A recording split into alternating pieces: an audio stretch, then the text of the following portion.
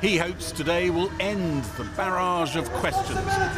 Downing Street wasn't heeding its own stark COVID messaging. Inside Downing Street, life was very different.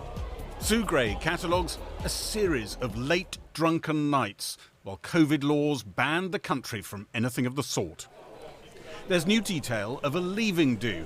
Nearly 2 years ago, partygoers switched venue with pizzas and Prosecco and a karaoke machine from number 10 into the Cabinet Office. Sue Gray says there was excessive alcohol consumption by some. One individual was sick and 2 had a fight or minor altercation. Security logs at the door show the last person leaving at gone 3 in the morning. And those door logs show that wasn't a one-off. The last person out of a boozy leaving do on the 17th December 2020 left at 1:30 in the morning. And on the eve of Prince Philip's funeral a year ago, there were 2 parties simultaneously in number 10. And the last person checked out of the door at gone 4. Those parties spilled out into the Downing Street garden. A group gathered around the children's swing and managed to break it. Boris Johnson said the report showed he might have been at some of these occasions, but they deteriorated once he'd left the room. I had no knowledge of those subsequent proceedings because I simply wasn't there. And I have been as surprised and disappointed as anyone else in this House as the revelations have unfolded. His fictional party was a business meeting. Later, at the very podium an aide first let slip there were parties, the Prime Minister was asked how he'd known so little about what was going on. You told the House of Commons, you told the British people again and again that no rules were broken. When those stories started to come out about the parties, did it never occur to you to ask around and find out what had happened? Yes, of course, and that's when I instituted the inquiry. Who's next? Did you start liking? Well, look, I mean, you know, I'm not. Ben. Some officials were covering up the parties, Sue Gray suggests. The report reveals WhatsApp messages advising not to leave, waving bottles of wine in front of cameras, use the back door to avoid being spotted drunk. The Prime Minister's private secretary, after a garden party to which he'd invited 200 people, messaged a colleague about a story running in the media. Better than them focusing on our drinks, which we seem to have got away with. The Prime Minister was himself asked about newspaper allegations that he'd called Sue Gray in earlier this month and suggested maybe it was better if her report didn't come out. I was very surprised to read in the Times the intimation that he may have asked Sue Gray not to publish the report at all. Is there any truth to that suggestion, Prime Minister? Mr. Speaker, what Sue Gray has published is entirely for Sue Gray. Why couldn't the Prime Minister answer it? Because if you know the character of Sue Gray, and I'm much more interested in the character of the Prime Minister in this question. So was the questioner, a Tory MP. If you fall into that trap, the whole thing, all you do is sort of oxygenate the story for still further. It got the contempt it deserved. Sue Gray said the culture that allowed these parties came from the top, official and political. We are humbled by the experience, and we have learned our lesson. And I want to conclude by saying that I, Mr. Speaker, I am humbled and I have learned a lesson, Mr. Speaker. Sue Gray published some pictures of the Prime Minister at the birthday gathering for which he got a fixed penalty notice. But this long-awaited moment of reckoning stirred some long-standing critics of the Prime Minister, not so many new ones. But a question I humbly put to my colleagues is, are you willing, day in and day out, to defend this behaviour publicly? Can we continue to govern without distraction, given the erosion of the trust with the British people? And can we win the general election on this current trajectory? The question I place to the Prime Minister is now, Mr. Speaker, I'm being heckled by my own people. If we cannot work out what we're going to do, then the broad church of the Conservative Party will lose the next general election. Mr. Speaker, I think to answer the question that he put to all of us on these benches, I think the answer is overwhelmingly and emphatically yes, we are going to go on and win the next general election, because we're going to get on with the job, Mr. Speaker. I think it's ill-advised to want the Prime Minister gone, because this is a Prime Minister who's delivering for our area. He's making sure that we're levelling up across our unity. He's safe now, you think? Well, I think that's up to colleagues. I just hope that common sense prevails and that common sense says that we need to focus on the big challenges of the day. You don't think they've got the numbers? We haven't had any numbers yet hit so far, and I'll be shocked if the numbers do get hit. Sue Gray said her investigation of the parties had revealed multiple examples of a lack of respect and poor treatment of security and cleaning staff in Downing Street, compounding bad behaviour that flaunted the rules rigidly imposed on the whole country. Boris Johnson said he bitterly regretted the saga, but it was now time to draw a line under it all. And just to reassure you, or maybe not for that matter, that heavy metal music you can hear there is not coming out of number 10. It is the protesters on the other side of the gate. But we're glad to say that Gary is still here, enjoying the music. I think some of the things you come away with after today are just when you look at this and think for how long people were told there were no parties in that building, and the evidence is littered in here. I think the other takeaway, another takeaway, is Boris Johnson in the House of Commons saying he's humbled, but really looking defiant, saying he's shocked, not looking that shocked, and saying that this that was meant to be a sort of thunderclap of judgment has actually vindicated him.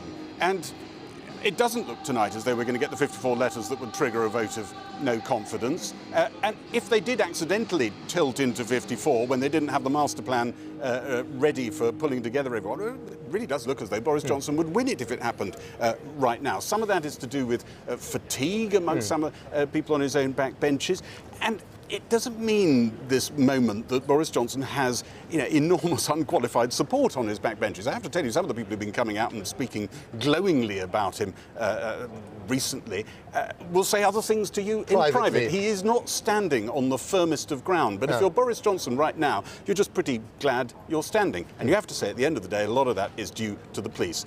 They waded in with their investigation at a point when the mood down there in Westminster was very different and much darker. They stopped Sue Gray's investigation before she'd even had a chance to look into the flat. Who knows what she would have dug up, which she would have handed on to them. They've come up with some perverse, to some people's minds, puzzling judgments in the way they've issued their fixed penalty notices, and that has muddied the waters. And, of course, one police force is now investigating Keir Starmer. So the police have played their role in all of this, but tonight he's still standing. Gary, thanks very much. Well, this afternoon the Prime Minister held a press conference to answer questions about the Sue Gray report. I went along to ask one. Prime Minister, we are sitting, or standing in your case, in the place that flouted the rules that were made here more than any other institution in the country. You yourself have made history by becoming the first Prime Minister to break the law while in office. But I want to know what you think your own personal failings were in creating the culture that allowed this to happen. I think, Matt, the best thing I can invite you to do is look very carefully at what Sue has said. And if you read her report, what I did, how long I was there, and so on, I think you get a pretty fair picture of what took place. That does not mean that I don't accept responsibility for the totality of what happened. Well, earlier I spoke to the Conservative MP Miriam Cates, who was elected in 2019 and is sticking by the Prime Minister. I began by asking her whether she still backed the Prime Minister after what he said today.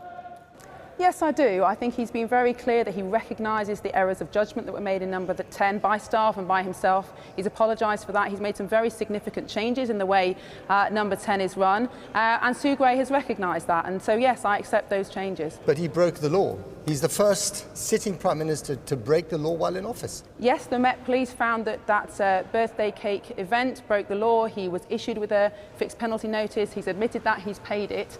And yes, of course, that's significant and it's disappointing. And we can't forget about that. But you're happy to back a lawbreaker as Prime Minister? But the question is, does he still have a mandate as Prime Minister of this country? And as you know, I was elected in 2019, first Conservative to be elected in my constituency ever. Huge majority for our party. He was given a huge mandate to unite this country, to level up, to deliver a manifesto. Does that incident, does this report get rid of that mandate? No, I don't think it does. Is it disappointing? Yes. But do we need to get on and govern the country? That's the most important thing now. And yet there's an enormous amount of disquiet amongst many of the people who gave you that mandate. There was a poll out today, 73% of those asked in the poll said that he should resign today as a result of Partygate. Well, sure, there are a lot of... Are you out of touch with the public? Well, I haven't polled all 100,000 odd of my constituents, and I think that's the point here, isn't it? We have an election once every 5 years. People will get to have their say on our Prime Minister in around 2 years' time. But I am speaking to people who are very disappointed with the Prime Minister. I'm speaking with people who still back him, and I'm speaking with people who frankly just want us to get on and sort out the economy and run the country. Can you really face, your constituents who have not been able to say goodbye to their relatives who are either, dying or they couldn't go to their weddings? Really serious stuff. And he today said that he thought it was showing leadership by saying goodbye to colleagues. I mean, surely, that just doesn't make sense to most people out there. Well, everybody went through the most horrendous 2 years in the pandemic. Some people experienced some really tragic events. And I think Sue Gray has recognised that the source of the error of judgment, if you like, is the fact that the people in number 10 did not pay sufficient regard to what the rest of the country was going to when they were organising and going to those events. And that is where this serious error of judgment lies. People were not paying attention to the real hardship that people were taking place. But, it is also true that there were 500 staff in there. They had to work. They were working incredibly hard. A lot of us are very grateful for what they did. But they were also partying very hard. I mean, there was no single institution in this country that got as many fixed penalty notices as number 10. The people that made the laws broke the laws more than anyone else. That is astonishing. And that's evident in the report. And as the Prime Minister said, the people who broke the rules should say sorry. There have been some big changes that have taken place in the leadership, some new accountability structures put in, and that's very important. Look, I'm not trying to excuse what went on. I'm very angry. I've thought all along that actually, these rules have caused too much hardship for people. And when you find out that people weren't even obeying the rules who made them, it's very, very disappointing. It makes me angry. But we've also got to accept that people can say sorry, they can make changes, and we now need to move on. By sticking with the Prime Minister today, by giving him your vote of loyalty, have you buried your chances of getting re-elected in the next election? That is completely up to my constituents in 2 years' time. But I stood on a Conservative manifesto with Boris Johnson as the Prime Minister. I was elected as a Conservative MP on that manifesto with him as Prime Minister, and that's how I will continue to serve my constituents. Naomi Cates, thank you very much. Well, joining me now is Shadow Health Secretary Wes Streeting. Wes Streeting, thanks for coming on the programme. So he's not going to resign. He's got the support of his party, it seems. They're not going to chase him out of number 10. And you're basically reduced, as Her Majesty's loyal opposition, to the role of ringside observer. There's nothing you can do about it. Well, there's plenty we can do. We can make sure we beat Boris Johnson at the next general election and give this country the government that it deserves, focused on issues like the cost of living, rebuilding our public services in the aftermath of this pandemic and more than a decade of Conservative cuts, but also restoring basic standards and decency in our public life. And whenever that general election comes, the choice between Keir Starmer and Boris Johnson is a fight that I will relish, because in those two people, in terms of the way they conduct themselves, the integrity of Keir Starmer versus the lies, the law-breaking, the truth-twisting of Boris Johnson, if Conservative MPs are spineless enough and stupid enough to keep Boris Johnson as their leader, then that is a general election we look forward to, and it can't come soon enough. That was my next question. You like the fact that he's around because you think you've got a ready-made, an oven-ready campaign script that you can throw at the Prime Minister. The truth is, Matt, I actually don't feel like that. I do think it's probably in Labour's electoral interest for Boris Johnson to stay on. But in terms of how I feel about Boris Johnson still being in office, how I feel about Conservative MPs that I've previously respected debasing themselves by defending the indefensible, I'm not just angry, I am horrified and worried that MPs, Conservative MPs, are failing in their basic constitutional duty to hold people in high office to account. And people might dismiss this as trivial. They might not care about the fact that Boris Johnson lied, or the fact that he broke the rules, or the fact there was red wine splashed up the walls of number 10 and staff so drunk they made themselves sick. They might not care about that. But the moment you stop holding people in positions of power to account, the moment you let them go on basic issues of standards in public life, you open that iconic black door of number 10 to corruption of the kind we've never seen in this country. And yet the supreme irony of all this could end up being that your boss, the leader of your party, the leader of the opposition, Sir Keir Starmer, could end up having to resign if he gets handed his fixed penalty notice by the police in Durham. Well, I don't see any reason why the police would reach a different conclusion this time than they did when they last looked at it, but therein lies a contrast between the two men. Keir Starmer has been crystal clear. If he is fined by the police, he will resign, and he means it. Boris Johnson, on the other hand, has been caught bang to rights and still believes, so entitled is he, that he believes he can still stay in office. And worse than that, you've got hundreds of Conservative MPs who are apparently so weak and spineless they won't remove him from office. What does that say about the modern Conservative Party? That they think that a liar and a rule breaker and a truth twister is the best the Conservative Party has to offer our country. So if Keir Starmer were to have to resign, and obviously it's a massive if at the moment, is it going to be West Streeting versus Boris Johnson in the next general election? It's going to be Keir Starmer versus Boris Johnson at the next general election. And as I say, that is a contest that we are ready for, that we will take on. And I'm afraid what I'd say to your viewers, if Conservative MPs have failed in their duty to hold Boris Johnson to account and remove him from office, it will now fall to the voters to make their choice. And at the next election, we won't just bank on the Conservatives being so poor that people want to remove them from office. We will make sure that we've got a manifesto and a programme for government that inspires people to vote positively for Labour.